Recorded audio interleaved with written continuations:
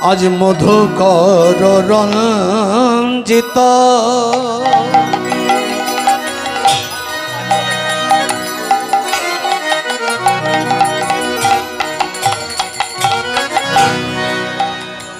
মালতী মন্ডিত আজ মধুকর রঞ্জিত মালতী মণ্ডিত জিত ঘন কুঞ্চিত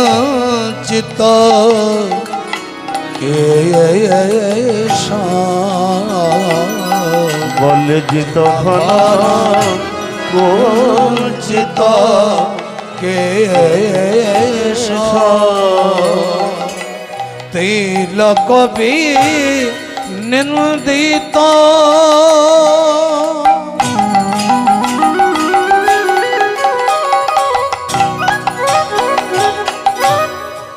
শশধরন পক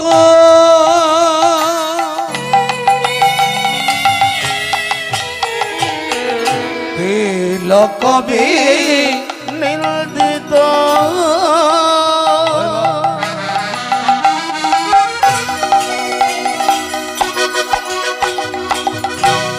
শশধর রূপক যুবতী মনোহর বেশ যুবতী মনোহর বেশ যুবতী মনোহর বেশ যুবতী মনোহর বেশ বলে যাই রে রূপের বলে হরি বলে যাই রে রূপের বলে হরি আমার আমার শ্রী গৌরাঙ্গের যাই রে রূপের বলি হরি বলে আমার আমার শ্রী গৌরাঙ্গের যাই রে রূপের বলে হরি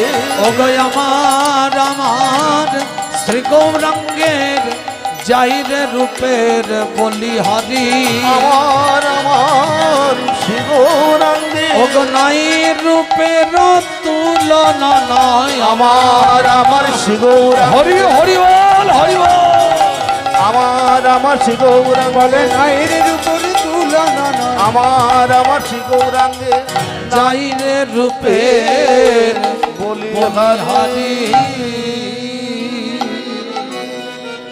শুধু ধর্মপ্রাণ গৌর ভক্তবৃন্দ, আজকে সনাতন ধর্মের এই অবক্ষয়ের জন্য আমরা নিজেরাই দায়ী। আমাদের কীর্তনকে আমরা এমন জায়গায় পৌঁছে ফেলেছি, মানুষের মধ্যে ধারণাই চলে গেছে কোনটা কীর্তন আর কোনটা কীর্তন নয়। হরিবল হরিবল। আজকে পরিস্থিতি এমন জায়গায় দাঁড়িয়েছে, মানুষের রুচিবোধ এমন জায়গায় পাল্টে গেছে, কীর্তনীয়দের সম্মানটাও আজকাল মানে একেবারে ত্রিপলের তলায় ঢুকে গেছে। যাই হোক, তবু বলবো আপনাদের যেহেতু রাসগান, রাসের আগে আপনাদের কাছে আমি ভগবানের রূপাভিসার গান গাইছি, ভগবানের রূপ বর্ণনা, এবং এই রূপ বর্ণনা আস্বাদনের প্রথমে তদুচিত গৌরচন্দ্রিকায় আপনারা আস্বাদন করছেন আমাদের মধুকররঞ্জিত মালতিমণ্ডিত জিত ঘনকুঞ্চিত কেশম, অর্থাৎ গৌরসুন্দর সুরধ্বনির তীরে ভক্তবৃন্দ সঙ্গে নিয়ে হরিনাম সংকীর্তন করতে করতে চলেছেন এবং সেই মহাপ্রভুর ভাব আস্বাদন করে নদের নাগরীরা গৌরাঙ্গের রূপমাধুর্য বর্ণন করতে এক নদের নাগরী আরেক নদের নাগরীর কাছে গেছেন। গিয়ে সেই নদের নাগরী আরেক নদের নাগরীর কাছে গৌরাঙ্গের রূপের কথা বলছেন। দেখুন, কীর্তন হচ্ছে ভগবত সেবা, এবং ভগবানের সেবার জন্যে প্রতি গ্রামে গ্রামে যে হরিসভা হয়, এই হরিসভার কিছু নিয়ম থাকে। সেই নিয়মগুলো যদি পালন না করা হয় তাহলে কীর্তনে অপরাধ হয়ে যায়। কেমন? যেমন আপনাদের এখানে যোগমায়াকে আশ্রয় করেছেন, প্রদীপ জ্বলছে, তুলসী দেবীকে আশ্রয় করেছেন, পঞ্চতত্ত্বকে আবাহন করেছেন, ষড়গোসাইকে আহ্বান করেছেন, ছয় চক্রবর্তী, অষ্টকবিরাজ, 64 মাহান্ত, এনারা সবাই উপস্থিত থাকে, তবে গ্রামে কীর্তন হয়। সেই কীর্তনের মাঝে যদি কোনোরূপ কোথাও কোনো অঙ্গহানি হয়ে যায় তাহলে তার যন্ত্রণা বা তার প্রতিফলনটা গ্রামের সবাইকে ভোগ করতে হয়। কেমন? তাহলে আমরা হলাম পৌরোহিত্য করার দায়ভার নিয়ে এসেছি। আমাদের কীর্তন গাইতে এনেছেন, আমাদেরকে তো আলকাপ করতে আনেননি, আর নানা রকম গান বাজনা দিয়ে নাচানাচি করতেও আনেননি। প্রয়োজন আছে সেগুলোর একটু আধটু, কিন্তু পর্যায়, প্রথা এবং মানে পদ্ধতি বজায় রেখে কীর্তন গাওয়া উচিত। আপনাদের এরপরে রাসগান, আমার ডিউটি রাসগানের আগে যেটা প্রয়োজন সেটা করা।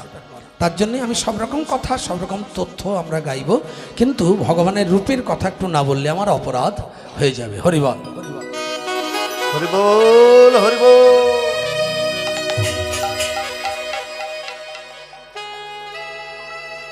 জয় রাধে।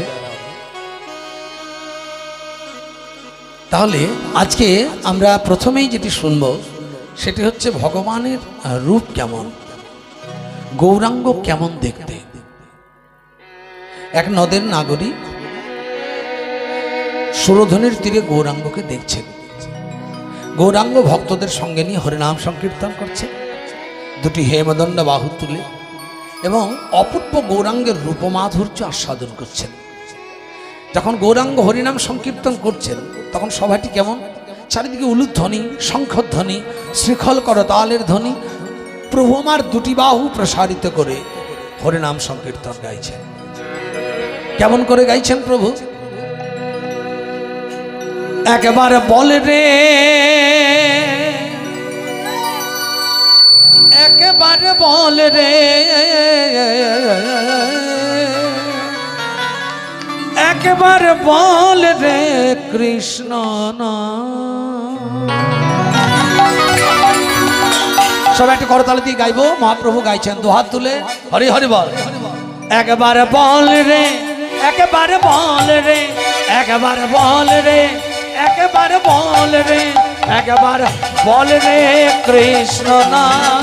হরি হরি বল। সুধা মাখায়ে না, একবার বল রে, একবারে বল রে, একবারে বল রে, একবারে বল রে, একবারে বল রে কৃষ্ণ না। এটাই গৌর হরি হরি বল। সুধা মাখায়ে না, একবারে বল রে মধুর না, সুধা মাখা যে না। একবারে বল রে মধুর না, সুধা মাখায়ে না। একবার বল রে মধুর না, সুধা মাখা যে না।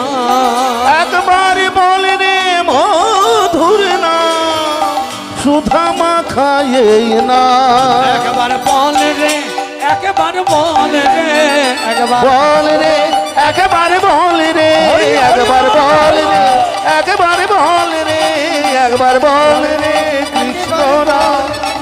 উলধ্বনি সুধা হরি হরি বল। মাখায়ে না, একবার বল রে কৃষ্ণ না।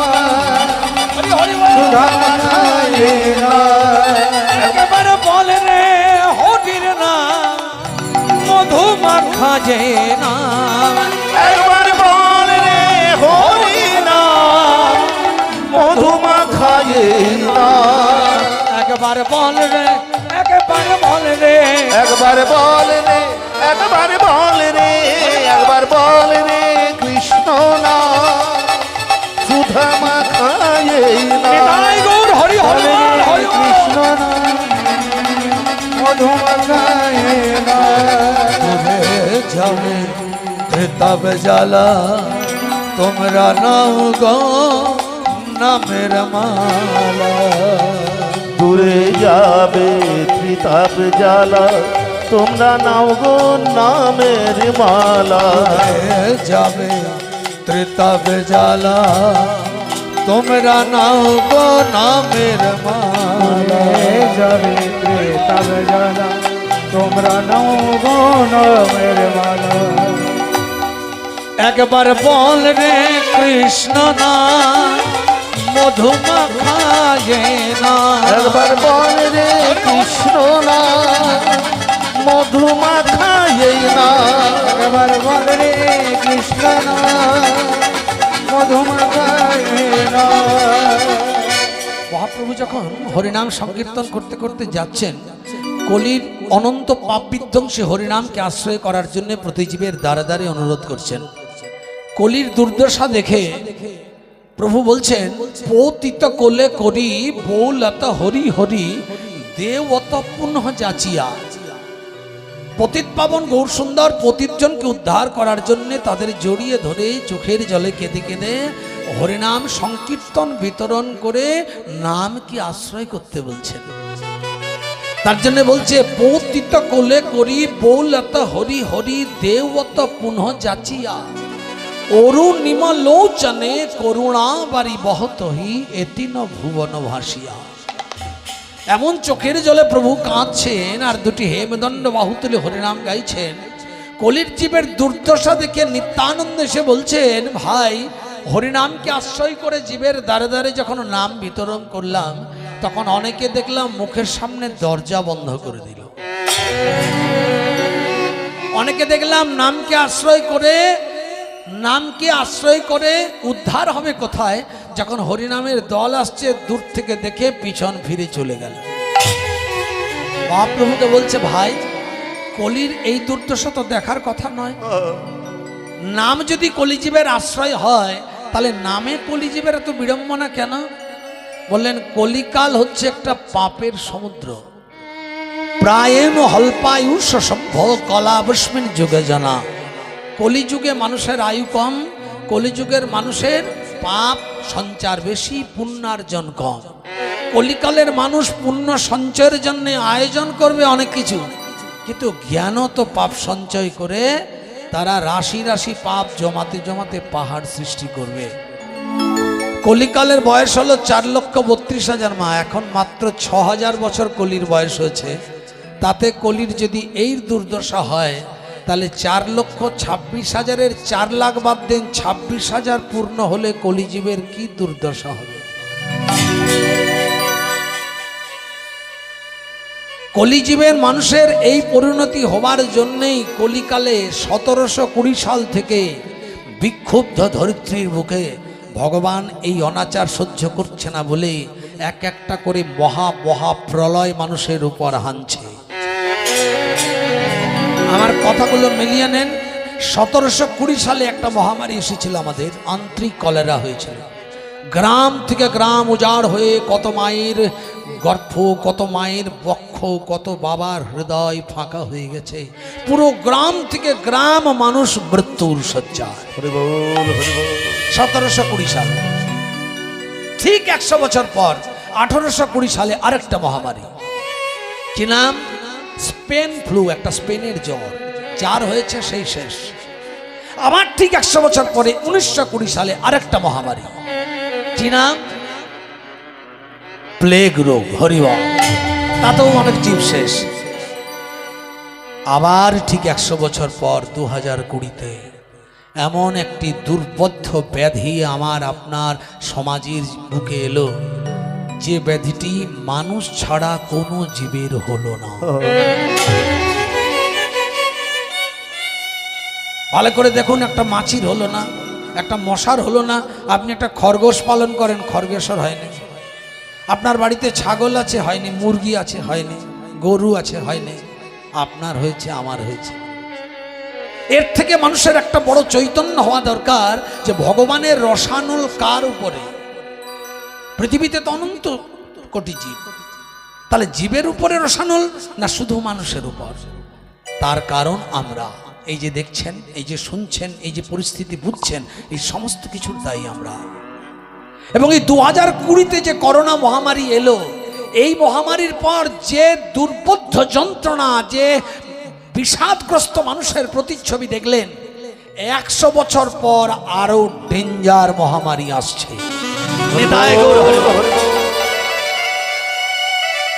আমি আপনাদের স্নেহধন্য চরণধূলিযোগ্য পণ্ডিত বাসুদেব সার্বভৌমের বংশধর। আমি দেবগুরু বৃহস্পতির বংশধর যিনি ছিলেন, তিনি কলিকালে পণ্ডিত বাসুদেব ভট্টাচার্য হয়েছিলেন।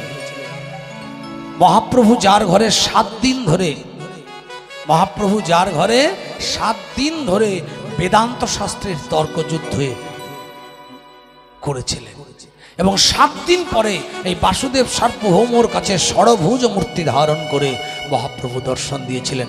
আমি সেই বংশের ছেলে, তাই বারবার আপনাদের কাছে বলছি, যদি কোনো ভুল অপরাধ আমার হয়ে থাকে আপনারা আমাকে ক্ষমা করবেন। বাবারা বলুক ওনাদের ভালো লাগেনি বলেছেন, কিন্তু ভগবান ওনাদের মঙ্গল করুক, আপনাদের গৃহের মঙ্গল হোক, গ্রামের মঙ্গল হোক। আমি শুধু আপনাদের কাছে একটাই বার্তা দেব যে কলিকালে আপনারাই হলেন বিচারক। এই হরিনাম সংকীর্তনের মর্যাদা একমাত্র আপনারাই রাখতে পারবেন, অর্থাৎ ভক্তরা, শ্রোতারা পারে, ভক্তরা পারে। আপনারা যদি চান তাহলে এই হরিনামের মর্যাদা বজায় রাখবেন। কেমন না, হরিনামের যেটুকু আচার বিচার সম্মান, যেটুকু ভালোবাসা, যেটুকু নিয়ম রীতিনীতি আপনারা রক্ষা করবেন। নইলে 2020 পর থেকে 2120 সালের শুধু নয়, এরপর ধীরে ধীরে কিছুদিন পর পর আরও সময়টা কমে যাবে, এবং এই ধরনের মহামারী, সন্ত্রাস, দুর্ভিক্ষ, ব্যাধি, নানান প্রলয় আস্তে আস্তে 32,000 বছরের মধ্যে কলিকালের যে দুর্দশা হবে এটা আমি আপনি চোখে দেখতে পারবো না। দেখুন, একটা দুষ্ট গরু যখন চঞ্চল হয় তখন সেই গরুটাকে জব্দ করা যায় না, অনেক বাঁধাবাঁধি করে, কিন্তু হয় না। হয় কি, গরু শিং দিয়ে গুঁতোতে যায়, গরু ছুটে যায়, সামলানো যায় না, গরুকে কি করে মুখে জাল দেওয়া হয়, তাই না? দেখেছেন? ওই জাল মানুষকে পড়তে হয়েছে।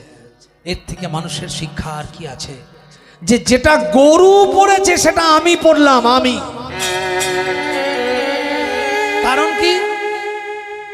কারণ পাপ ভূমি সে ভারী আর কলঙ্ক কাজল সে কালি।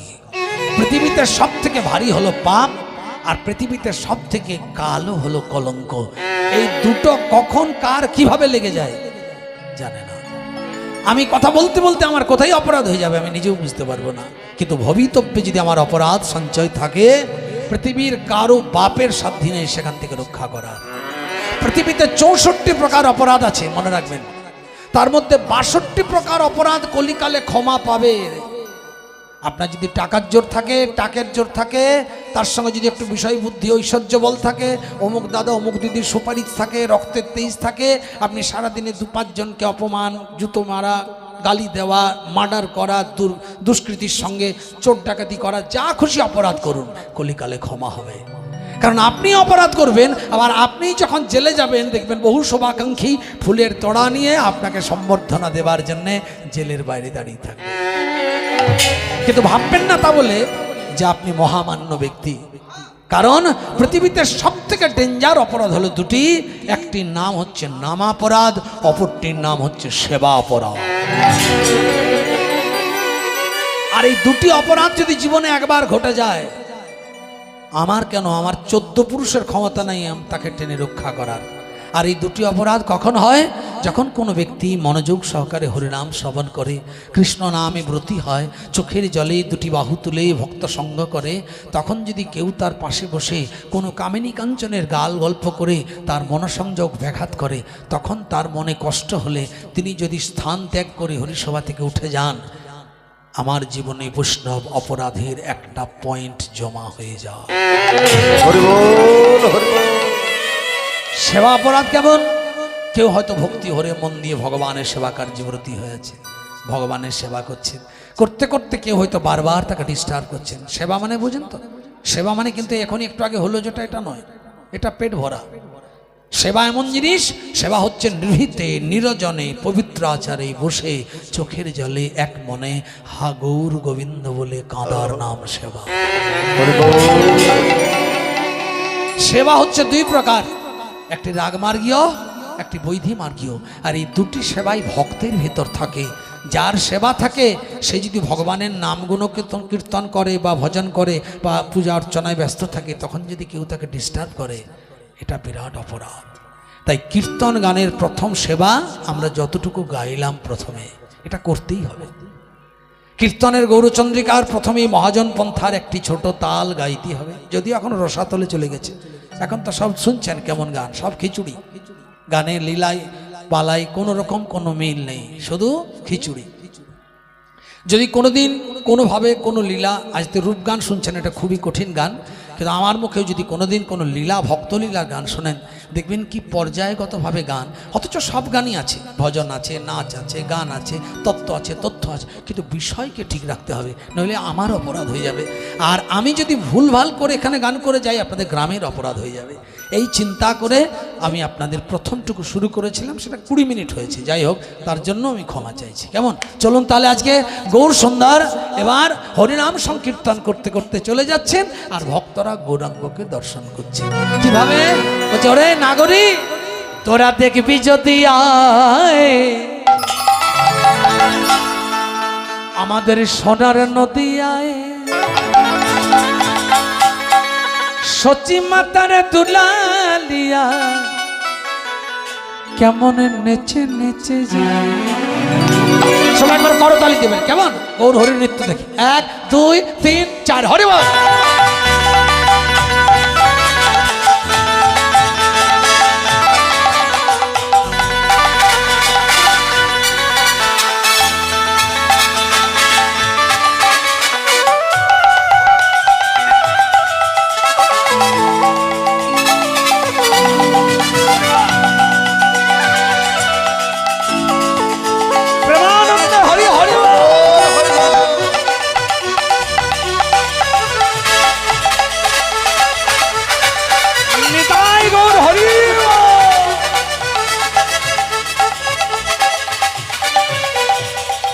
তোরা দেখবি যদি আয় সোনার নদী যায়, সচিমার দুলালিয়া নেচে নেচে যায়। তোরা দেখবি যদি আয় সোনার নদী আয়, সচিমারে দুলালিয়া নেচে নেচে গায়। দেখবি যদি আয় সোনার নদী যায়,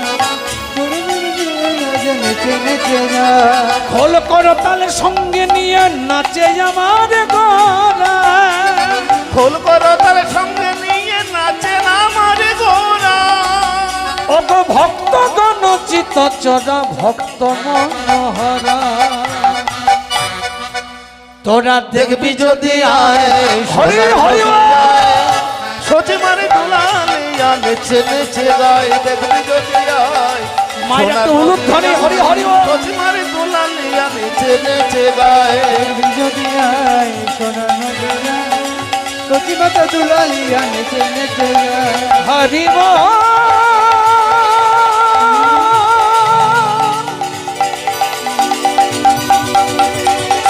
হরি হরি হরি হরি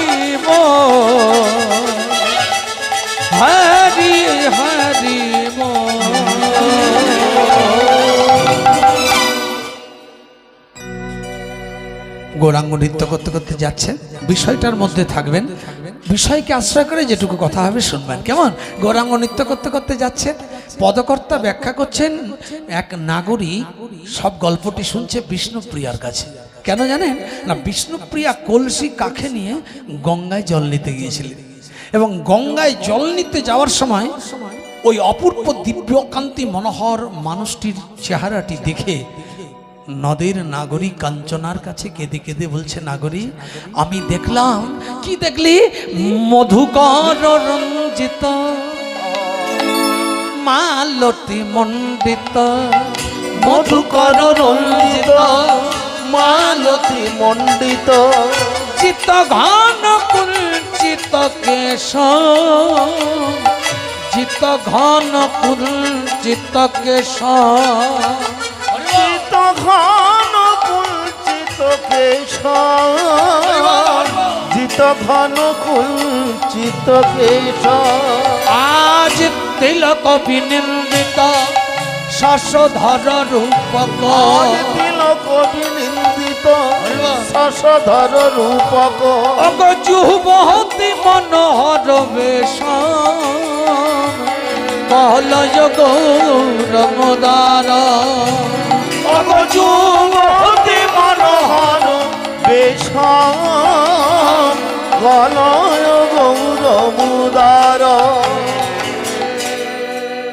যে লীলায় বৈষ্ণব পদাবলী থাকে না, সেই লীলাতে জানবেন রক্ত মাংস থাকলেও কিন্তু তার হাড় নেই, মানে যখন তখন গুমড়ে পড়ে যাবে। তাই পদাবলীকে আশ্রয় করে যা খুশি বলতে হবে।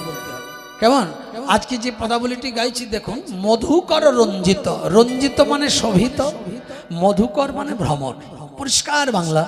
মালতী মণ্ডিত, সেই মানুষটার আবার একটা মালতী ফুলের মালা দিয়ে শোভিত। নাগরী আমি দেখে এলাম সুরধনির তীরে, তো বলছে মালতী ফুলটা কোথায় দেখলি? না জিত ঘন, জিত মানে জয় করেছে, ঘন মানে কালো মেঘ, কুঞ্চিত মানে কোকচানো, আর কেশ মানে চুল। নাগরী জানিস এত সুন্দর একজন মনোহারী মানুষকে দেখলাম, কি অপূর্ব কুঞ্চিত ঘন কালো কেশ, যেন মেঘকেও হার মানিয়ে দেবে।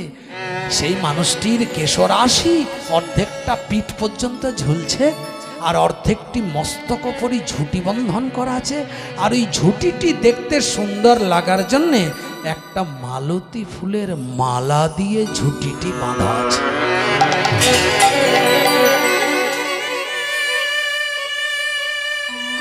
তাতে কি হয়েছে? না মধুকর রঞ্জিত। তো মধুকর কোথায় এলো? বলছে তোরা জানিস না মালতী ফুলে মধু থাকে? তো যত ভ্রমর, ভ্রমরই উড়ে আসছে মধু খাবে বলে। এখানে ভ্রমর অর্থে কিন্তু কালো ভ্রমর নয়, ভ্রমর অর্থে ভক্ত। যতজন ভক্ত গৌরাঙ্গের অপূর্ব রূপে, অপূর্ব চাহনিতে, সুললিত কণ্ঠের হরিনাম শ্রবণে সব ছুটে আসছে। এসে গিয়ে তারা আর ভেতরে গিয়ে যে গৌরাঙ্গের মাথার উপর ঝুঁটি, তার উপর মালতী ফুল, অত তো যেতে পারছে না।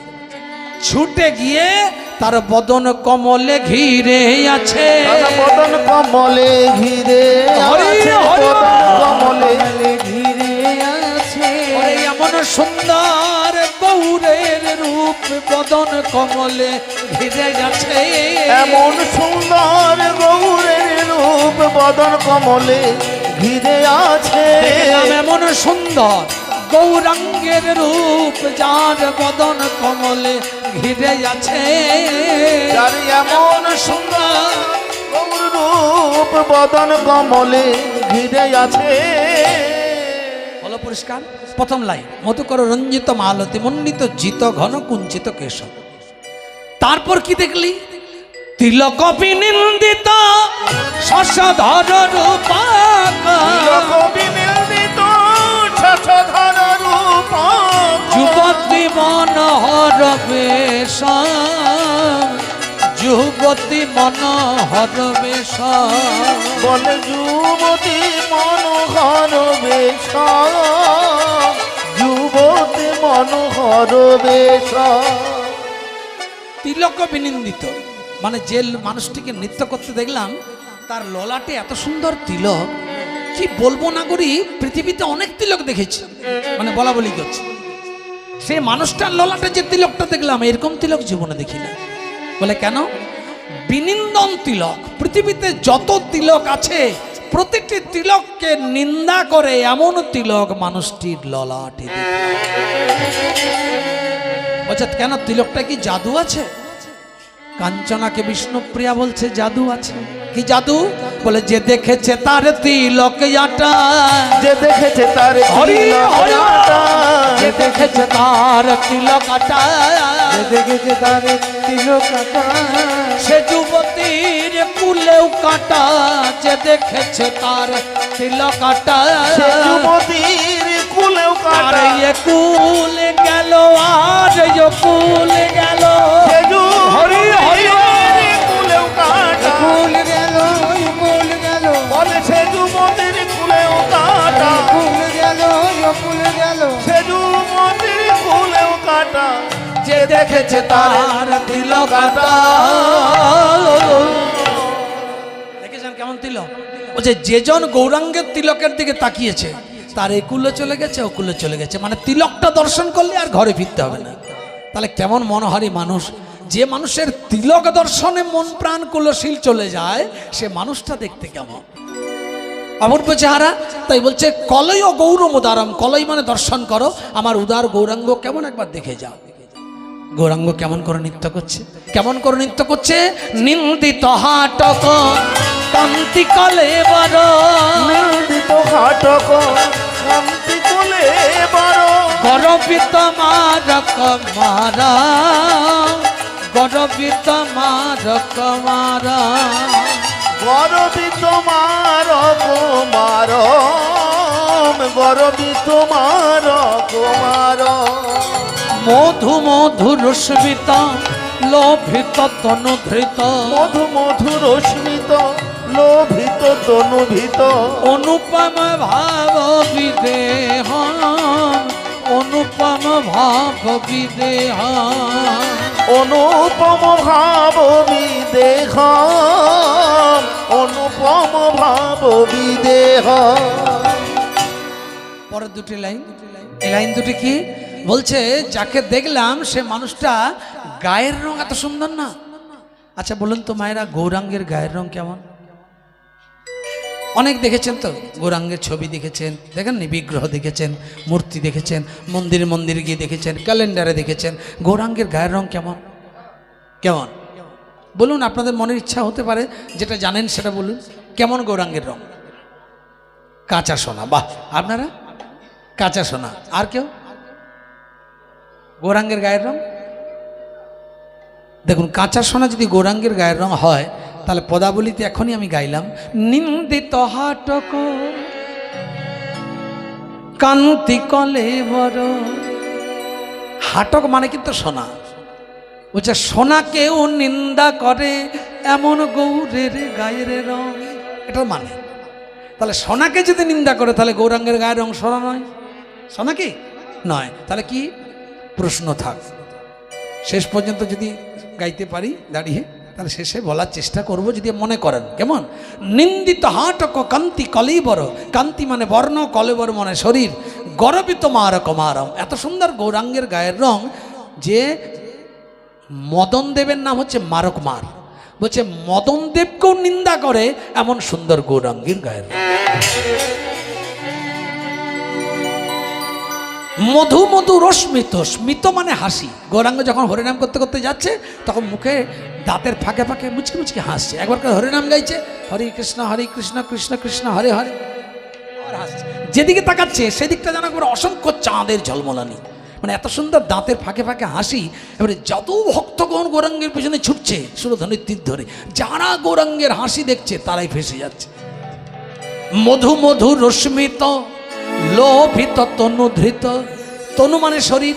শরীর ধারে জীব যতজন আছে, যারা গৌরাঙ্গের হাসি দেখেছে তারাই আটকে যাচ্ছে। এত সুন্দর গৌরাঙ্গের হাসি। বলছে তাই নাকি? বলে হ্যাঁ রে। তাহলে সে মানুষটাকে তো একবার দেখতেই হবে। বলে হ্যাঁ চল তাহলে দেখি। এবারে মানুষটা নৃত্য করছে, কেমন করে দেখলি? এইবার দু হাত তুলে দেখাচ্ছে, গৌরাঙ্গ ভক্তদের সঙ্গে নৃত্য করছেন। কেমন ভাবে করছেন? আসুন আমাদের হৃদয়ে গৌরাঙ্গের একবার নৃত্য হয়ে যাক। নিদায় গৌর হরি হরি হরি বল, হরি বল। প্রেম সে বলো নবদ্বীপ ধাম কি জয়, গৌর সুন্দর কি জয়, পঞ্চতত্ত্ব কি জয়, পারিষদ বর্গ কি জয়। সুরধনী গঙ্গা কি জয়। হরিনাম সংকীর্তন কি। জয়। আমার নিতাই গৌর,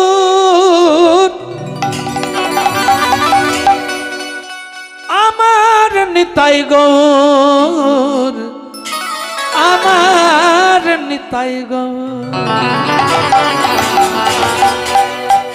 নৃত্য করছে যারা যারা, তাদের মধ্যে নিতাই গৌরের নৃত্যটা দর্শন করছে। আমার নিতাই গৌর দুটি ভাই যারা, দেখো তারা দু ভাই এসেছে রে। আমি দেখলাম হরিনাম প্রেমে বিতরিতে তারা, কেমন তারা দু ভাই মেতেছে রে। সবাই এটা করে তাহলে সবাই মিলে 1 2 3 4 উলুধ্বনি।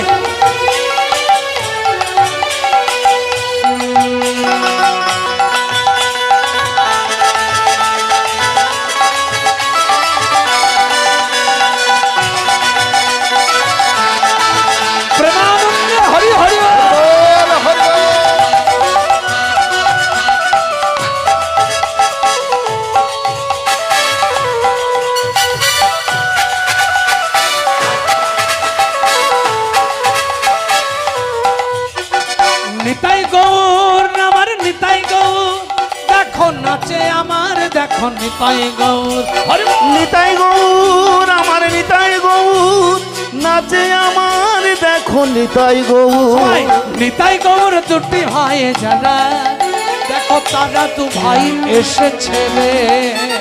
নিতাই গৌর দুটি ভাই যারা তারা দু ভাই এসেছে রে হরি নামে প্রেমে বিতরিতে তারা তারা দু ভাই মেতেছে রে। হরি নাম প্রেমে বিতরিতে তারা তারা দু ভাই মেতেছে রে আজ জগাই মাথায় যারা পাপি ছিল হরি নামে তারা উত্তরে গেল। আজ যোগায় মাথায় যারা পাপি ছিল হরি নামে তারা উত্তরে গেল যারা আশি হারাম মদ্য পানে কইত আজ নাম রস সুধাই মজে গেল। যারা আছে হাড়া মধ্য পানি কইত উলুধ্বনি একবার। নাম রস সুধাই মজ গেল আমার নিতাই গৌর আমার নিতাই গৌর আমার নিতাই গৌর আমার নিতাই গৌর আমার নিতাই গৌর দুটি ভাই যারা তারা দু ভাই এসেছে রে। নিতাই গৌর দুটি ভাই যারা আজ তারা দু ভাই এসেছে রে হরি বল।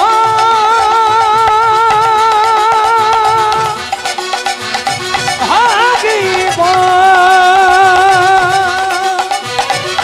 হরি হরি বল। হরি হরি বল। নদিয়ার নাগরী কাঞ্চনাকে সব গল্পটি যখন বলছে তখন নদের নাগরী কাঞ্চনা সব কথাটি শুনে বলছে তাই নাকি বলে হ্যাঁ এত সুন্দর মুখে মধুর মধুর হাসি আর দুহাত তুলে নৃত্য আর করতে করতে নাম সংকীর্তনের মধ্যে এগিয়ে চলেছে দেখলাম।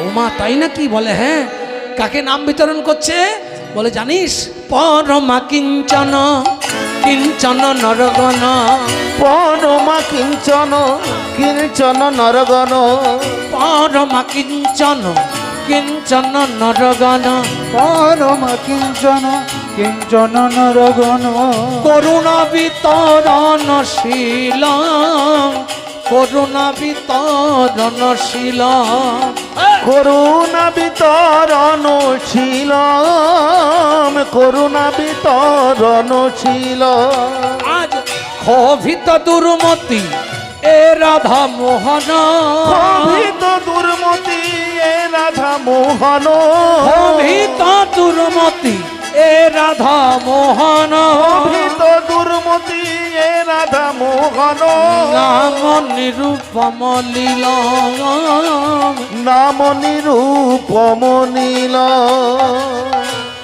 গৌরচন্দ্রিকার শেষ দুটি লাইনে বলছেন প্রভু যখন দুহাত তুলে হরিনাম সংকীর্তনে নৃত্য করতে করতে যাচ্ছেন তখন পরমা কিঞ্চন কিঞ্চন মানে কৃপণ কিঞ্চন নরগণ পরের কিঞ্চন মানে হচ্ছে অকিঞ্চন।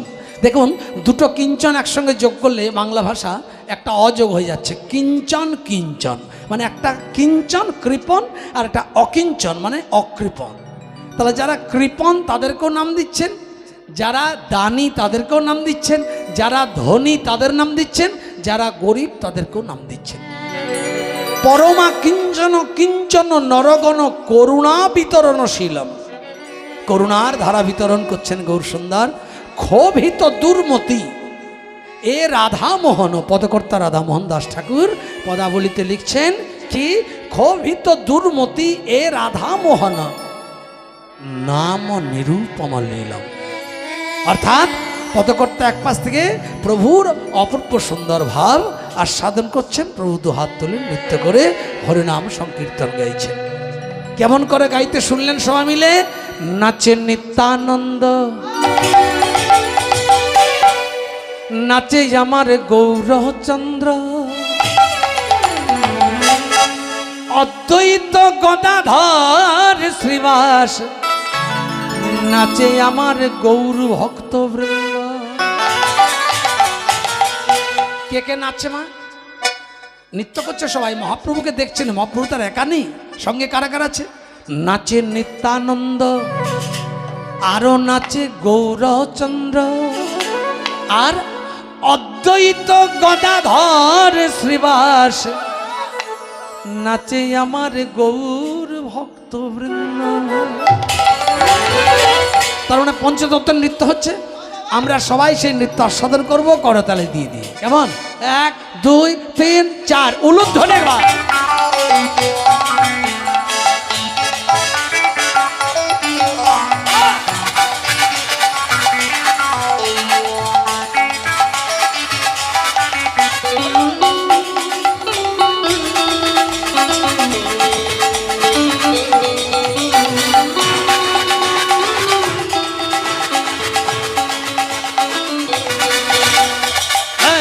করতালি সবাই। নিত্যানন্দ নাচে গৌরচন্দ্র, অদ্বৈত গদাধর শ্রীবাস গৌর ভক্ত বৃন্দ। নিত্যানন্দ নাচে গৌরচন্দ্র, অদ্বৈত গদাধর শ্রীবাস গৌর ভক্ত বৃন্দ। নিত্যানন্দ নাচে গৌরচন্দ্র, অদ্বৈত গদাধর শ্রীবাস গৌর ভক্ত বৃন্দ। নিত্যানন্দ নাচে গৌরচন্দ্র, অদ্বৈত গদাধর গৌর ভক্ত বৃন্দ। খোল করো তালে দুটি বাহু তুলে, খোল করো তালে দুটি বাহু তুলে, খোল করো তালে দুটি বাহু তুলে, খোল করো তালে দুটি বাহু তুলে, আনন্দ আনন্দ মহানন্দ। সবাই মিলে হরিবল। কেন জানেন? কীর্তনের লীলা কিন্তু হৃদয়ে আস্বাদন করতে হয়। কীর্তনের লীলার বিষয়গুলো যদি বাইরে ভেবে ফেলেন তাহলে অন্তরে ভক্তি কিছুতে আসবে না, আর মনোসংযোগও আসবে না, মনটা চঞ্চল হয়ে যাবে।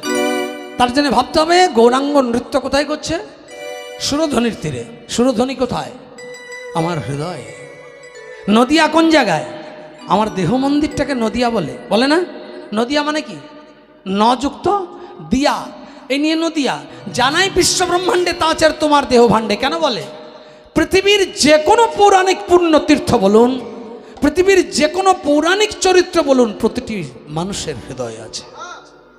মানুষের হৃদয় ছাড়া পৌরাণিক চরিত্র নেই। কেমন? তার জন্য মনে রাখবেন আজকে নদিয়া কথার মানে হচ্ছে নযুক্ত দিয়া, অর্থাৎ 9টি দরজা আছে এমন ক্ষেত্রকে নদিয়া বলে। কোথায় 9টি দরজা আছে বলুন? কোনখানে? 8 কুঠুরি 9 দরজা যাটা। শুনেছেন গানটি? শুনেছেন তো? মধ্যে মধ্যে ঝরকা কাটা। ঝরকা মানে ডিজাইন। তাহলে যে কারিগর 8টা কুঠুরিতে 9টি দরজা নির্মাণ করেছেন তার চরণে প্রণাম। তিনি কে? তিনি স্বয়ং ভগবান পরমেশ্বর। কোথায় 9টি দরজা করেছেন? স্বাধিষ্ঠান, মূলাধার, বিশুদ্ধা, অনাহত, মণিপুর, আজ্ঞাচক্র, সহস্রার। এই 9টা দরজা 7টা কুঠুরির প্রত্যেকটা একটা করে, শেষের কুঠুরিতে 2টি। সেটা হচ্ছে ব্রহ্মদ্বার। জানেন কেউ ব্রহ্মদ্বার কোনটা? এই জায়গাটা মধ্য তালু, এটাকে বলে ব্রহ্মদেশ। এই জায়গাটা এত সুন্দর, দেখুন গানে বলছে, তার উপরে সদর কোঠা যেথায় আয়না মহল তাই। আহা, ওরে খেপা কেমনে আসে যায়। কোন জায়গায় আসে যায়? এই খাঁচার ভেতর অচিনে পাখি কেমনে আসে যায়। প্রত্যেকের খাঁচা থেকে পাখি কখনো আসে কখনো যায়।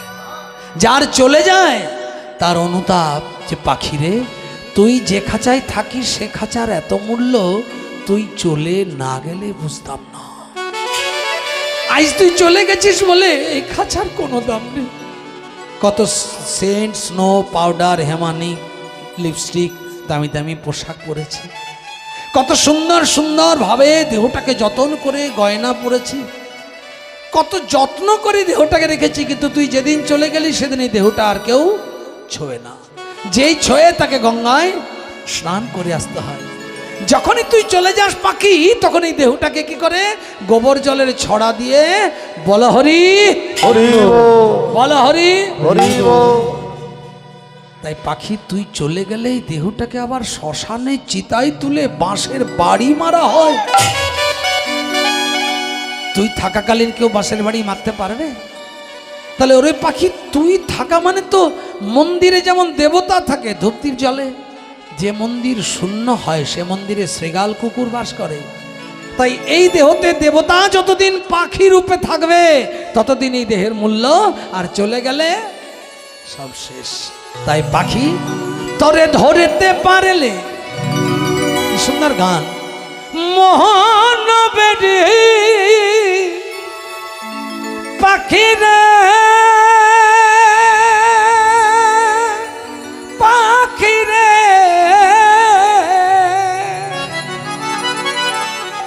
তোরে ধরতে পারলে মোহন বেডি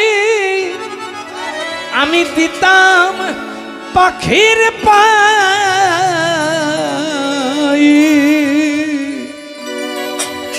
ওরে পাখি কেমনে আসে যায়। কেমন গান, খাঁচার ভেতর অচি পাখি কেমনে আসে যায়। খাঁচার ভেতর অচিন পাখি কেমনে আসে যায়। তারে ধরতে পারলে মোহন বেড়ি, ধরতে পারলে মোহন বেড়ি, ধরতে পারলে মোহন বেড়ি, ধরতে পারলে মোহন বেড়ি আমি দিতাম পাখির পাই।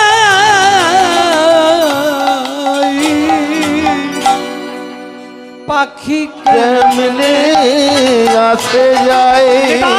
হরি হরি। খাঁচার ভেতর অচিন পাখি কেমনে আসে যায়।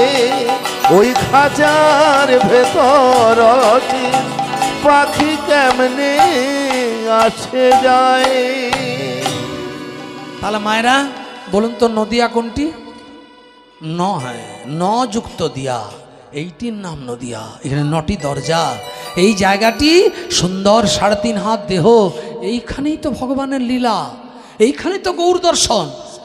বিষ্ণুপ্রিয়া হচ্ছে আমাদের ভক্তি, কাঞ্চনা হচ্ছে ভক্তির অপর শাখা, আর গৌরাঙ্গ হচ্ছে পরমাত্মা, আর সুরধ্বনি গঙ্গা হচ্ছে আমাদের হৃদয় বক্ষ। আর সুরধ্বনির 2টি কুম্ভ হলো 2টি নয়ন। ভক্তির চোখে যখন নয়নের ধার বয় তখন বোঝা যায় গৌর দর্শন হয়েছে। বলুন তো ভক্তের চোখের জল কোথা থেকে আসে? চোখের কোন জায়গা থেকে ভক্তের চোখের জল আসে? চোখের কোণা থেকে চোখের জল এলে জানবেন সেটি ভবান্ধ জীব, তার কান্না। চোখের সাইড থেকে চোখের জল বেরোলে জানবেন সেটাও মায়াবদ্ধ জীবের কান্না। কিন্তু চোখের মধ্যস্থান থেকে যদি জল গড়ায় সেটি জানবেন ভক্তের হৃদয় বিগলিত ভগবান।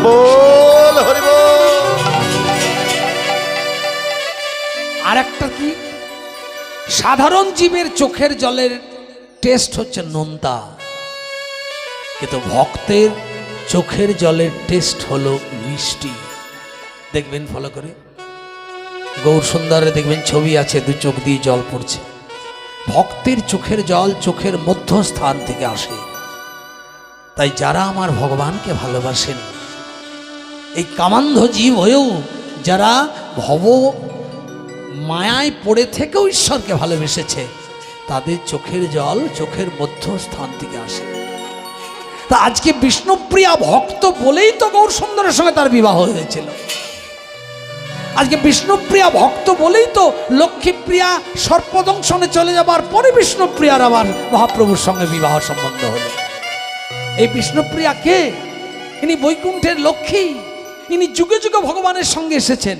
ইনি সত্যে এসেছেন, ইনি ত্রেতায় এসেছেন সীতা দেবী হয়ে, ইনি দ্বাপর এসেছেন রাধা হয়ে। ইনি কলিতে প্রিয়া, ইনি বিষ্ণু প্রিয়া, ইনি ভক্তির পাত্র। ইনি যদি নিজে গৌরাঙ্গের রূপ ওইভাবে দর্শন না করেন, তাহলে জগতের মানুষ গৌরাঙ্গ এত সুন্দর কে চিনত, কে বুঝতো? গৌরাঙ্গের এমন রূপ কে জানতো? গৌরাঙ্গের রূপ কত সুন্দর। আচ্ছা বলুন তো, কৃষ্ণের রূপ সুন্দর না গৌরাঙ্গের রূপ সুন্দর? কৃষ্ণের রূপ বেশি সুন্দর না গৌরাঙ্গের রূপ বেশি সুন্দর? গৌরাঙ্গের রূপ বেশি সুন্দর। কেন জানেন? কৃষ্ণ এবং রাধার রূপ সৌন্দর্য মিশে গৌরাঙ্গের অবতার। হরি বল, হরি বল, হরি বল। তার মানে রাধা কৃষ্ণ দুজনেই অপূর্ব সুন্দর সুন্দরী, দুজনের সৌন্দর্য মিশে গিয়ে কলিকালে একজনের জন্ম। তিনি কে? গৌরাঙ্গ। কি করে জন্ম হলো? আমরাই তো বলি রাধা কৃষ্ণের মিলিত তনু গৌরাঙ্গ। কি করে হয়? বলছে ভগবান শ্রীকৃষ্ণ যেখানে থাকতেন, খুব মন দিয়ে শুনবেন তত্ত্বগুলি, ভগবান শ্রীকৃষ্ণ যেখানে থাকতেন সেই জায়গাটির নাম হচ্ছে যোগপীঠ। জায়গাটি দেখতে পদ্মের মতো, বর্ষানা থেকে 26 মাইল দূরে। যদি বৃন্দাবনে করে যান বেড়াতে, আমরা তো শুধু আনন্দ করতে যাই, আসল আসল বৃন্দাবনের জায়গাগুলো দেখি না। বৃন্দাবনে এমন কিছু গোপন জায়গা আছে যেগুলো দর্শন করলে জীবন ধন্য হয়ে যাবে। তো বৃন্দাবনে একটি পদ্মের আকারের একটি সাধন স্থল আছে নিধুবন থেকে অনেক ভেতরে, যে জায়গাটির নাম হলো যোগপীঠ। সেই যোগপীঠে কৃষ্ণ প্রতিদিন রাধার জন্য বসে থাকতেন, প্রত্যেক দিন রাধার জন্য বসে থাকতেন। আর রাধারানী সারাদিন ঘরের কাজ সেরে সন্ধ্যাবেলায় গোবিন্দের সঙ্গে দেখা করতে আসতেন। কিন্তু সন্ধ্যায় কি ঘরের লোক ঘুমাতো? জটিলা কুটিলা কি জানতে পারতো না? এই ইতিহাস আপনারা জানেন না, বই পড়লে জানতে পারেন। রাধারানী শ্বশুর বাড়িতে বিবাহের পর থেকে যখন তাকে কড়াকড়ি পাহারায় রাখত, কৃষ্ণ প্রেম যার জেগেছে তাকে কি আটকাতে পারে? রাধারানী প্রতিদিন ঘরের দরজা বন্ধ করে দু চোখের জলে কাঁদতে কাঁদতে ঘরের ভিটে মাটিটা ভেজাতো। প্রত্যেক দিন এত কাঁদতেন কৃষ্ণ বিরহে, কৃষ্ণ অদর্শন জনিত জ্বালায়। ওই কাঁদতে কাঁদতে মাটিটা ভিজত যখন, তখন হাতের নখ দিয়ে দিয়ে মাটিটা খুঁড়তেন প্রতিদিন। হরিবল, হরিবল। আর প্রত্যেক দিনই নখ দিয়ে মাটিটা খুঁড়তে খুঁড়তে খুঁড়তে খুঁড়তে একদিন এমন হয়ে গেছে যে এই ঘরের মেঝের মাঝের থেকে মাটি খুঁড়ে খুঁড়ে একটা সুড়ঙ্গের দ্বার করে দিয়েছিলেন বনের প্রান্ত পর্যন্ত। বুঝতে পারছেন কতটা ভক্তি হলে হয়? কত কেঁদেছেন যে প্রতিদিন নখ দিয়ে দিয়ে দিয়ে দিয়ে সে মাটিটা খুঁড়ে খুঁড়ে খুঁড়ে খুঁড়ে একেবারে ভেতরে ভেতরে গর্ত করে করে বনের প্রান্তে যেখানে সখীরা এসে দাঁড়াতো সেই পর্যন্ত গর্ত করে দিয়েছেন। বাড়ির লোক পাছে জানতে পারে পাটাতন ঢাকা দিয়ে ওই ঘরের মধ্যে থাকতেন। যখনই রাধারানী কৃষ্ণ ব্যথায় যন্ত্রণায় কাঁদতেন, যখনই রাধারানী কৃষ্ণ বিরহে পাগলিনীর মতো কাঁদতেন, যখনই রাধারানী হা কৃষ্ণ গোবিন্দ বলে গড়াগড়ি দিয়ে কাঁদতেন, সখীরা ডাক দিত, রাধে তুই চলে আয়, আমরা তোর অপেক্ষায় দাঁড়িয়ে আছি বনের প্রান্তে। রাধারানী পাটাতনটি সরিয়ে দিয়ে ব্যাকুল চিত্তে কাঁদতে কাঁদতে সেই মাটির তলার সুড়ঙ্গ দ্বার দিয়ে বনের প্রান্তে সখীদের সঙ্গ গ্রহণ করে গোবিন্দের সেবা দিতে চলে যেতেন। প্রত্যেক দিন গোবিন্দের সেবা দিতেন ওই যোগপীঠে গিয়ে। যেতেন কখন? সন্ধ্যাবেলা। দ্বাপর যুগের বয়স হচ্ছে 8,64,000 বছর। এই 8,64,000 বছরের প্রতিদিন রাধারানী গোবিন্দের সেবা দিতে যেতেন। এবং যখনই গোবিন্দের সেবা দিতে যেতেন তখন এই পদ্মের ভেতরে, ফ্যানগুলো বন্ধ করে দিলে ভালো হয়, ঠান্ডা লাগছে। প্রতিদিন যখন গোবিন্দের সেবা দিতে যেতেন তখন এই গোবিন্দের সেবা দিতে গিয়ে সারা রাত ধরে গোবিন্দর চরণ সেবা করতে করতে চোখের জলে কাঁদতে কাঁদতে রাধারানী যখন সকাল হয়ে যেত তখন এক গাল হাসি আর এক মুখ আনন্দ আর এক মুখ শান্তির ছাপ নিয়ে রাধারানী শ্বশুর বাড়িতে ফিরে আসতেন। আচ্ছা বলুন তো মা, যখন কারোর সঙ্গে আপনার মিলন হয় তখন বেশি আনন্দ হয়, না যখন কারোর সঙ্গে আপনার বিচ্ছেদ হয় তখন বেশি আনন্দ হয়? হরি বল। কোন সময় বেশি আনন্দ হয়, মিলনে না বিচ্ছেদে? বিচ্ছেদে। এটা মায়াবদ্ধ জীবের কাজ। কিন্তু যারা সত্যি সত্যি বৈষ্ণব ভক্ত, যারা ভগবত প্রেমী, তাদের মিলনে আনন্দ কম, বিচ্ছেদে আনন্দ বেশি। কেন বিচ্ছেদ আনন্দ কেন বেশি? তারা চিন্তা করছেন যে মিলিত হবার আনন্দটা তো মিলন হলেই শেষ। কীর্তন শুনবো, কীর্তন শুনবো, কীর্তন আসছে, হরিসভা হচ্ছে, হরিসভা হবে, অমুক ব্যক্তি আসবে, অমুক ব্যক্তি আসবে, এনার গান শুনবো, ওনার গান শুনবো, এসে গেল, ব্যাস শেষ। আর হবে ওই ইন্টারেস্টটা? কিন্তু যারা প্রকৃত ভক্ত, তাদের এই যে আজ কীর্তনটা চলে যাবে, শেষ হয়ে যাবে, যখন মনে মনে চিন্তা হবে আবার তো হবে, আবার তো সামনে বছর হবে, আবার কত ভক্ত আসবে, আবার হরিনাম সংকীর্তন হবে, আবার কত শিল্পী আসবে, গান শুনবো, সেই দিনটার অপেক্ষায় ওই আনন্দ করতে করতে করতে করতে দিনটা যত দূরে হোক কাছে হয়ে যায়, হয় না? তা রাধারানী প্রত্যেক দিন গোবিন্দের সেবা করতেন। প্রতিদিন গোবিন্দ রাধারানীকে প্রশ্ন করতেন, রাধে এটা তোমার কেমন ভালোবাসা? আমি ঝরঝর করে কাঁদছি, আর সকাল হতে হতে তুমি তাড়াতাড়ি করে আমাকে প্রণাম করে, মাধব বধূ এবার আসি, আমাকে বিদায় দাও, গোকুলের লোক সব জেনে যাবে, তাড়াতাড়ি করে আসি বধূ, আবার দেখা হবে, আসছি বধূ বলে বেরিয়ে চলে যাবে। গোবিন্দ প্রতিদিন বলছেন, রাধে এটা তোমার কেমন ভালোবাসা? যে ভালোবাসায় মিলনে আনন্দ কম, বিচ্ছেদে আনন্দ বেশি, ওটা তো আমার হয় না, যেটা তোমার হচ্ছে ওটা আমার কেন হচ্ছে না? রাধার পায়ে ধরে গোবিন্দ কাঁদছেন, বলে আমাকে বলে যেতে হবে, আমাকে ভালোবেসে তুমি কি সুখ পাও, আমাকে ভালোবেসে তুমি কি আনন্দ পাও, আমাকে বলতে হবে। যদি তুমি এটা আমায় বলতে না পারো, তাহলে আমি তোমার চরণে প্রাণ বিসর্জন দেব।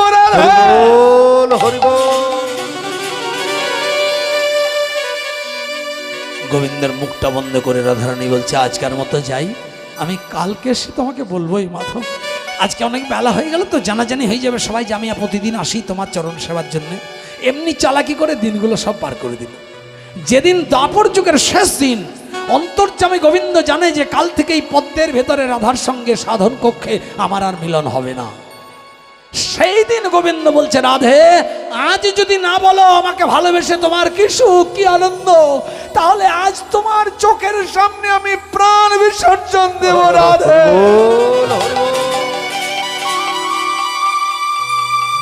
যেই কথাটি বলেছে না, আর রাধারানী থাকতে পারছে। কিন্তু এদিকে তো রাত গড়িয়ে আসছে, পদ্মের ভিতরে দুজন দাঁড়িয়ে আছে, সাধন পীঠ পদ্ম, বৃন্দাবনের অপূর্ব একটা ম্যাজিক, যেটা আপনারা অনুভব করতে পারবেন না। চিন্ময় স্বরূপ যার জড়ত্বে প্রকাশ, গোপ গোপিকা শনে তাহার বিলাস। বলছে বৃন্দাবনে রাধারানী একবার যদি হা কৃষ্ণ বলে ডেকে দেয়, রাধারানীকে ছুটে যেতে হবে না, ডাকতেই মিলন। কি প্রেম, বুঝতে পেরেছেন? আমাদের কারোর সঙ্গে মিলিত হতে হলে তার কাছে যেতে হয়, দেখা হলে, সাক্ষাৎ হলে, মিলন হলে, তাতে পুত্র পিতামাতার সঙ্গে হোক, বন্ধু বান্ধবীর সঙ্গে হোক, ভাই ভাইয়ের সঙ্গে হোক, মিলিত হলে যেতে হয়। কিন্তু রাধারানীর এত অনুভূতি, সবসময় কৃষ্ণ কৃষ্ণ কৃষ্ণ কৃষ্ণ বলে এত কাঁদে যে হা কৃষ্ণ বলে ডেকে দিলেই বৃন্দাবনের সবাই গিয়ে কৃষ্ণের চরণ তলে পড়ে। বলছে বৃন্দাবনের যে গাছের পাতাটা ঝরে পড়ে থাকে তারও ভাগ্য ভালো, কারণ সে নীতি প্রতিদিন গোবিন্দের চরণ পায়। কেন পায় না? রাধা অর্থেই তো বৃন্দাবন। তা রাধা গিয়ে যখনই গোবিন্দের চরণে মিলিত হবে, তখনই বৃন্দাবনের যত পশু পাখি, যমুনার জল ইত্যাদি ইত্যাদি, ব্রজের ধুলি, যে যেখানে গোবৎস যা আছে, রাধা গোবিন্দের চরণ পাওয়া মানে বৃন্দাবনের সবাই কৃষ্ণের চরণ পায়। তাই রাধারানী আজ গোবিন্দের কাছে এসেছে মানে বুঝতে পারছেন, বৃন্দাবনের এই সেবা কিন্তু প্রতিদিন চলছে। পদ্ম যেমন, পদ্ম কখন ফোটে? দিনে না রাত্রে? পদ্ম কখন ফোটে? দিনে। মোদে কখন? রাত্রে ফোটে। পদ্ম দিনে ফোটে। পদ্ম দিনে ফোটে, রাত্রে মোদে। শালুক রাত্রে ফোটে দিনের মধ্যে, না? তাহলে পদ্ম যখন ফুটছে তখন দিনের বেলা। তা বৃন্দাবনটি যদি পদ্ম হয় তাহলে পদ্মের পাপড়িগুলো বৃন্দাবনের একটা জায়গা, এটা কল্পনা করে নিতে হবে। গোকুল, অচিন্তপুর, বর্ষানা, জাবট, নন্দগাঁও ইত্যাদি। তো যখন এই পদ্মটা প্রকাশ হচ্ছে তখন বৃন্দাবনে যে জায়গা যেখানে ছিল সেখানে ফিক্সড হয়ে যাচ্ছে। আবার যখন পদ্মটা আস্তে আস্তে মুদে আসছে তখন তার মানে যা ভাবতে হবে সন্ধ্যা হচ্ছে, কারণ রাধা এবার যাবে। নিত্য কাজ তো, তো সেবা মানে বিরাট ব্যাপার। রাধা গোবিন্দের সেবা করেছে মানে ওই সেবা আজ পর্যন্ত কেউ করতে পারেনি, কারো ক্ষমতা নেই সেবা করার। রাধারানী যেভাবে কৃষ্ণকে দেখেছে ওই রূপ আজ পর্যন্ত কেউ দেখতে পায়নি। বিষ্ণুপ্রিয়া যেভাবে গৌরাঙ্গকে দেখছে সেইভাবে আজ পর্যন্ত কেউ দেখতে পায়নি। কেন? সেই চোখ নেই তো। আমরা তো আমাদের চোখে দেখছি, কিন্তু ওই চোখে দেখলে তো হবে না। কৃষ্ণ দেখতে কেমন? না, কৃষ্ণকে আমি যেমন দেখবো তেমন। কৃষ্ণকে যদি জলের মধ্যে রাখি জলের মতো, কৃষ্ণকে যদি কাপের মধ্যে রাখি কাপের মতো, কৃষ্ণকে যদি থালার মধ্যে রাখি থালার মতো। কিন্তু কৃষ্ণের রূপটা আলটিমেট যে যেভাবে দেখে সে সেভাবেই ব্যাখ্যা করে। বড় বড় পদকর্তা লিখছেন, তারাও কৃষ্ণকে দেখছেন সাধন জগতে, নইলে পদ লিখতে পারতেন না। কিন্তু রাধা যেভাবে কৃষ্ণকে দেখেছেন ওই দেখা জগতে কারো সাধ্য নাই বলি ভজন শ্রেষ্ঠ শ্রেষ্ঠা ভক্ত রাধা। হরি বল, হরি বল। তাই যেদিন শেষ দিন সেদিন গোবিন্দ যেই বলেছে তোমার চরণে প্রাণ বিসর্জন দেবো, তুমি বলো আমাকে ভালোবেসে কি সুখ পাও, যদি না বলো আমার তোমার চরণে প্রাণ বিসর্জন দেবো, এই বলে যেই কাঁদতে শুরু করেছে অমনি সঙ্গে সঙ্গেই রাধারানী বললেন, বেশ মাধব তুমি কেঁদো না, যদি তুমি জানতেই চাও যে তোমাকে ভালোবেসে আমার কি সুখ হয়, তাহলে আমি যে অনুভবটা করেছি এটা তো মুখে বলতে পারবো না, তাহলে তুমি একবার রাধা হয়ে যাও আর আমি একবার কৃষ্ণ হয়ে যাই। ঝামেলা শেষ। আমি যদি আপনাদের প্রশ্ন করি, ও মা কীর্তন শুনতে কেমন লাগছে, আপনি ভালো বলবেন। কিন্তু আমি যদি বারবার বলি কেমন ভালো, আমি তো বুঝতে পারছি না আপনাদের কেমন ভালো লাগছে, তা আপনার কি উত্তর হবে? যে বাবা আমার শুনতে কেমন লাগছে, যে তোমার বুঝতে অসুবিধা হচ্ছে তুমি আমার আসনটাই বসো, আমি তোমার জায়গায় যাই, আমি কীর্তন গাইবো তুমি শুনতে থাকো। তাহলে আমার শোনার আনন্দটা কতটা তুমি যখন আমার আসনটায় বসবে বুঝতে পারবে, আর আমি পরিবেশন করছি বক্তার আর আনন্দটা কত তুমি যখন এখানে আসবে তুমি বুঝতে পেরে যাবে। সহজ উত্তর। তা রাধারানী যখন গোবিন্দের কান্না দেখছে তখন বলছে, মাধব একটা বস্তুকে ধরে রাখে পাত্র, পাত্রের আনন্দটা পাত্রই জানে, বস্তু জানে না। তবে মনে রেখো পৃথিবীতে সব বস্তুর জন্য সব পাত্র নয়, তাই কি? আপনি যদি একটা 50 কিলো সোনা নিয়ে আসেন, থলিতে আনবেন কি নাকি ঝোড়াতে করে আনবেন? 50 কিলো একটা সোনার বিস্কিট আনছেন, কিসে আনবেন? আপনি যদি সোনার দোকানে যান, যদি বলেন দেখি বাবা পায়ের দুটো চুটকি দেন তো, রূপোর চুটকি, কত দাম? 180 টাকা। আপনাকে যে পাত্রটা দেবে ওই দোকানে গিয়ে কিছুদিন পরে গিয়ে যদি বলেন বাবা আপনার কাছে পায়ের নুপুর আছে? না হ্যাঁ আছে। কত দাম? না 2500 টাকা। সেদিন ওই নুপুরটা আপনাকে যে পাত্রে দেবে সেই পাত্রটা আর চুটকিটা আর পাত্র এক হবে? চুটকিটা হয়তো একটা লাল কাগজে মুড়ে দেবে, কিন্তু নুপুরটা নিতে গেলে দেখবেন লাল কাগজে মুড়ে দিয়ে একটা বক্সের ভেতর ঢুকিয়ে দেবে, দেবে না? প্লাস্টিকের বক্স। আবার ওই দোকানে কিছুদিন পরে যদি বলেন যে বাবা একটা 3-4 ভরি সেনকো গোল্ডের বা ভালো হলমার্কের সোনার হাত দিন তো, যদি বলেন কেমন দেবে? হাতটা হাতে ধরিয়ে দেবে? হাতটিকে সুন্দর করে সাজাই একটা ভেলভেট পেপারের মধ্যে ভালো করে তৈরি করে একটা বক্সের ভেতর সেই পেপারটিকে ঢোকাবে, ঢোকানোর পরে বক্সটিকে বন্ধ করে সেই বক্সটি আবার একটা ভালো করে ব্যাগ দেওয়া চেনে ঢোকাবে, ব্যাগ দেওয়া চেনে ঢোকানোর পরে তারপর আবার সেই ব্যাগটি একটা দোকানের থলিতে দেবে, সেখানে একটা ক্যালেন্ডার একটা মিষ্টির প্যাকেট দিয়ে আপনাকে সম্মান দিয়ে বলবে যা তো একটু দিদি ভাইকে ভালো করে ঝিনকির দিকে গিয়ে দিয়া। আপনি চিন্তা করবেন যে এই দোকানেই যেদিন আমি চুটকি নিয়েছিলাম সেটা একটা কাগজ, আবার ওই দোকানে যেদিন পায়ের নুপুর নিয়েছি সেটা একটা ছোটো প্লাস্টিকের বাক্স, আজকে আবার 3-3.5 ভরি গয়না নিলাম বলে আমার এত বড় পাত্র। পৃথিবীর মূল্যবান বস্তু যত, পাত্রটা ততটাই মূল্যবান, নইলে বস্তুটা ভালো থাকবে না।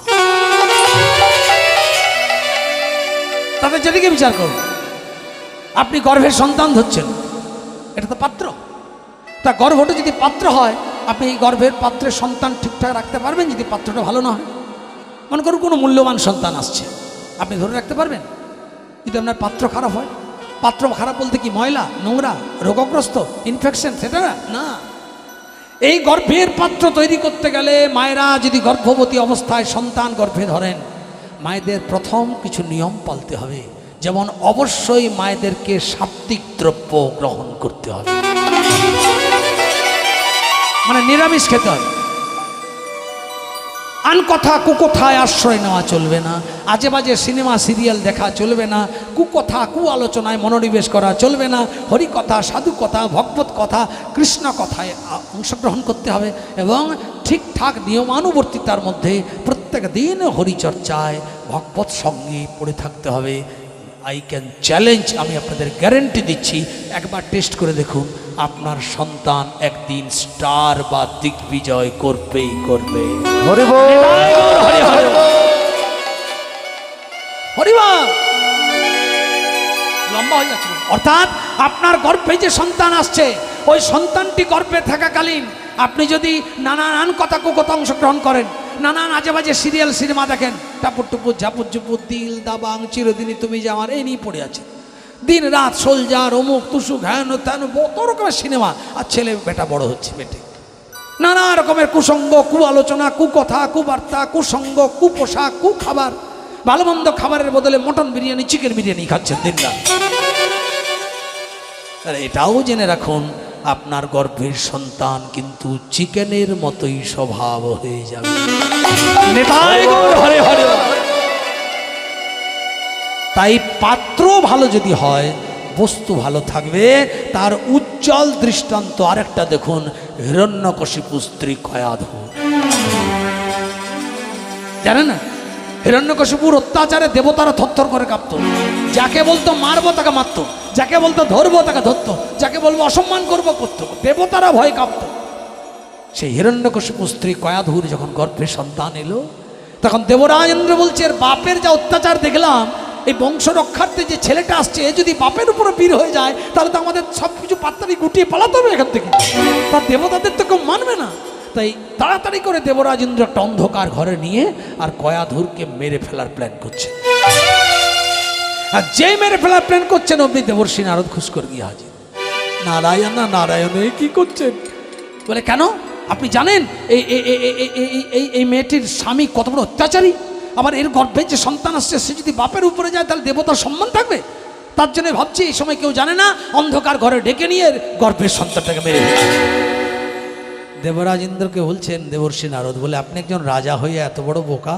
বলে কেন, আপনি যে গর্ভের সন্তানটা মারতে যাচ্ছেন, আপনি জানেন যে ওই সন্তানটাকে মারলে সন্তানও মরবে আর মাও মরবে, তাহলে আপনি মাতৃহত্যার পাপে লিপ্ত হবেন, নারী হত্যা মহাপাপ আপনি জানেন। বলে তাহলে কি করব? নারদ চালাকি করে বললেন, শুনুন এক কাজ করুন, নারায়ণ নারায়ণ সই সন্তান সমেত ওই মাটাকে আমার দায়িত্ব দিয়ে দেন, আমি চোখে চোখে রাখবো, যদি কোনো কারণে দেখেছি বেটা বড় হয়ে অত্যাচার করছে, আমি পিটিয়ে সোজা করে দেবো। পারবে? বলে হ্যাঁ। সত্যি পারবে? বলে হ্যাঁ। বেশ ঠিক আছে, তাহলে যাও, নিয়ে যাও। মনের আনন্দে সেই সন্তানটিকে সহ মাকে, মানে গর্ভের সন্তান আছে, একটি আশ্রমে রেখে দিলেন, যেখানে দিনরাত কি হচ্ছে? কৃষ্ণ কৃষ্ণ,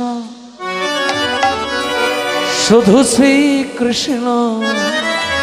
সবাই একবার গাইবেন, কৃষ্ণ নাম করসা, কৃষ্ণ সাধন কৃষ্ণ ভজন, কৃষ্ণ বিনে নেই কৃষ্ণ কৃষ্ণ শুধু শ্রী কৃষ্ণ, কৃষ্ণ বিনা গতি নাই, কৃষ্ণ কৃষ্ণ ভজ, কৃষ্ণ ছাড়া কিছু নাই, কৃষ্ণ ছাড়া গতি নাই। শয়নে স্বপনে কৃষ্ণ স্বরূপ, নয়নে নয়নে হেরি, শয়নে স্বপনে কৃষ্ণ স্বরূপ, নয়নে নয়নে হেরি, কৃষ্ণ আমার ধ্যান, কৃষ্ণ আমার জ্ঞান, কৃষ্ণের নাম সদা করি। কৃষ্ণ কৃষ্ণ শুধু শ্রী কৃষ্ণ, কৃষ্ণ বিনা গতি নাই, কৃষ্ণ রূপ শোভা নিয়ে কৃষ্ণেরই গান গাই, প্রেমেরই সবাই গান একটু হাত তুলে তুলে। গায়। ভজ কৃষ্ণ জপ কৃষ্ণ লহ কৃষ্ণ কহ কৃষ্ণ উলুধ্বনি। ভজ কৃষ্ণ জপ কৃষ্ণ লহ কৃষ্ণ কহ কৃষ্ণ। ভজ কৃষ্ণ জপ কৃষ্ণ লহ কৃষ্ণ কহ কৃষ্ণ। ভজ কৃষ্ণ জপ কৃষ্ণ লহ কৃষ্ণ কহ কৃষ্ণ। দিনের পর দিন সেই মাকে আশ্রমে রেখে দিলেন। আশ্রমে রাখার পরে সাউন্ডটা একটু হালকা হচ্ছে বাবা, একটু হালকা হচ্ছে, একটু ভারী করে দাও। সেই আশ্রমে রাখার পরে দিনের পর দিন হরিকথা, এর সঙ্গে একটু অ্যাডজাস্ট করে দাও। দিনের পর দিন হরিকথা কৃষ্ণ কথা বলতে লাগে আর সাধুসঙ্গ করে, আর গর্ভের ছেলেটা বড় হতে থাকে। একদিন দুদিন 4 দিন 10 দিন 5 দিন করে করে যেখানে ছেলেটির জন্মদিন, সেদিন এমন ছেলের জন্ম হলো।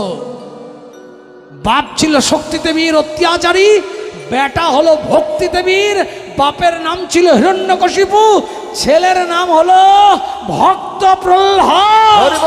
ভজ কৃষ্ণ জপ কৃষ্ণ লহ কৃষ্ণ কহ কৃষ্ণ। হরি হরি ভজ লহ কৃষ্ণ জপ কৃষ্ণ কহ কৃষ্ণ। দেখলেন? তাহলে পাত্র যদি ভালো হয় তাহলে বস্তু ভালো থাকবে। তাই পাত্রটা ভালো করার দায়িত্ব আপনাদের। হরিনাম শুনতে হবে, সাধুসঙ্গ করতে হবে, সংসার থাক, সংসার করতে হবে। কিন্তু সংসার বাসনায় পড়ে থেকে শুধু সংসারে মনোনিবেশ করলে হবে না। কেন? সংসার মানুষকে জিরো দেয় বা জিরো। সংসার কিছু দেয় না। সংসারের কর্তব্য পালন করুন, সব দায়ভার গ্রহণ করুন, কিন্তু মূলে সারা দিনের শেষে একবার ভগবানের চরণে গিয়ে আপন ভেবে ভগবানকে চোখের জলে ডাকতে হবে। হরি বল হরি বল। চলুন সবাই মিলে অনেক গল্প শুনবো। এবার সবাই আমরা মধুময় বৃন্দাবনে প্রবেশ করব। তার আগে বৃন্দাবনে প্রবেশ করার আগে একটি ছোট্ট ভজন গাইব। তারপর আমরা আস্বাদন করব রাধারানী কেমন করে ভগবানকে দর্শন করেছেন। কেমন? চলুন সবাই।